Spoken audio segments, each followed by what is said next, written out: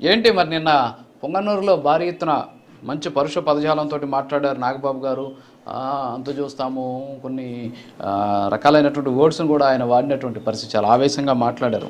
So ఏంటి ఇదంతా పొంగనూరు టార్గెటా, లేకపోతే పొంగనూరులో గెలవాలనేటటువంటి తపన, అక్కడ జనసేనకు సంబంధించినటువంటి క్యాడర్ని పెంపొందించుకునేటువంటి ప్రయత్నమా, లేకపోతే ప్రస్తుతం పెద్దిరెడ్డి రామచంద్రారెడ్డి మీద ఒక హాట్ టాపిక్ నడుస్తుంది కాబట్టి సో ఆ అంశంలో భాగం ఏంటి అసలు నిజంగానే పార్టీని బలోపేతం చేసేటువంటి ప్రయత్నాలు జరుగుతున్నాయి, అందులో భాగంగా ఈ కార్యక్రమం అనుకోవచ్చా కీర్తన్ గారు?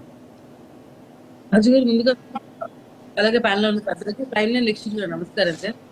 ఇక్కడ ఎవరి మీదనో పెత్తనం చేయడానికో ఇంకొకరికన్నా మేము గొప్ప అని చూపించుకోవడమో కాదు సార్. గత 5 ఏళ్లుగా జరిగిన అరాచకాలని ఎవరో ఒకరు ఎండగట్టి చూపించకుంటే ఎలా తెలుస్తుంది?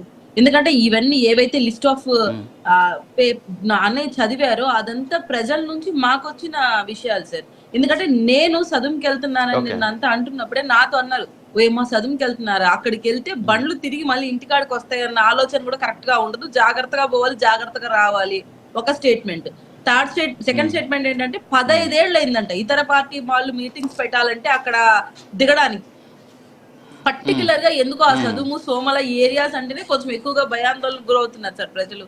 అండ్ వాళ్ళు బహిరంగంగా ఆయన చేస్తున్న ఇబ్బందులను కూడా చెప్పలేకపోతున్నారు.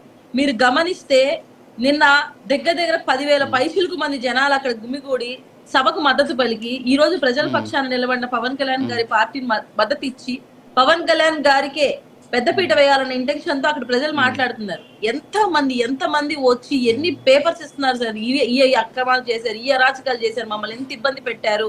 అండ్ ఎస్పెషల్లీ గతంలో వీళ్ళు చేసిన అరాచకాల గురించి చెప్పే ధైర్యం లేని ప్రజలు ఈ రోజు పవన్ కళ్యాణ్ గారు, నాగబాబు అన్నయ్య గారిని, అలాగే ఎన్డీఏ కుటుంబ పెద్దలను చూసుకుని ధైర్యం చేసి ముందుకు వస్తున్నారు. సో ఆ చైతన్యం అయితే ప్రజల్లో ఎన్డీఏ కూటమి తీసుకొని వచ్చింది. సో ఏదైతే వీళ్ళు తరాలుగా ఏర్పాటు చేసిన కోటను అయితే కూల్చామనేది నాకు నిజంగా నిన్న చాలా ఆనందం వేసింది. అండ్ ఇప్పటికైనా పెద్దలు అని చెప్పుకున్నప్పుడు అది పెద్ద తరహాలో ఉండాలి, కానీ అన్యాయంగా రైతుల దగ్గర నుంచి ప్రజల దగ్గర నుంచి ఇబ్బంది పరుచుకొని మరి వాళ్ళ దగ్గర పాలైతేనేమి, వెజిటేబుల్స్ అయితేనేమి, మీ దందా కోసము, మీ సామ్రాజ్యాన్ని ఎస్టాబ్లిష్ చేసుకోవడం కోసము పేదల భూములు సైతం తీసుకొని మరి వీళ్ళు వ్యాపారాలు చేశారంటే నిజంగా ఇంతకన్నా దారుణం ఎక్కడన్నా ఉంటుందా? అంటే వీళ్ళు శాసించే స్థాయికి మేమే ఉండాలి, రాష్ట్రాన్ని గాని జిల్లాలని గాని మేమే, మా పెత్తనమే ఉండాలనే ఒకే ఒక ఇంటెన్షన్ తో పనిచేస్తున్నారు సార్. ఇటు రాయలసీమకు వస్తే మిథున్ రెడ్డి గారు, కడప జిల్లా ఈ ప్రాంతానికి మా రాజంపేట ప్రాంతానికి వస్తే మిథున్ రెడ్డి అన్నగారు వచ్చేస్తారు, ఆ పక్క చూస్తే పెద్దిరెడ్డి గారు, ఇంకా పైన చూస్తే జగన్మోహన్ రెడ్డి గారు. అంటే వీళ్ళ కనుసందల్లో మొత్తం రాజకీయాలే కాకుండా రాష్ట్రం మొత్తాన్ని పెట్టుకొని కబంధ హస్తాలు బంధించేశారు సార్ ఇన్ని రోజులుగా.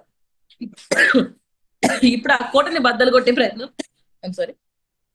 ఇప్పుడు ఆ కోటని బద్దలు కొట్టే ప్రయత్నం చేశాము. ఖచ్చితంగా మేము ఫుల్ ఫ్లెడ్జ్డ్ గా సక్సీడ్ అయ్యాము అనుకుంటున్నాం సార్.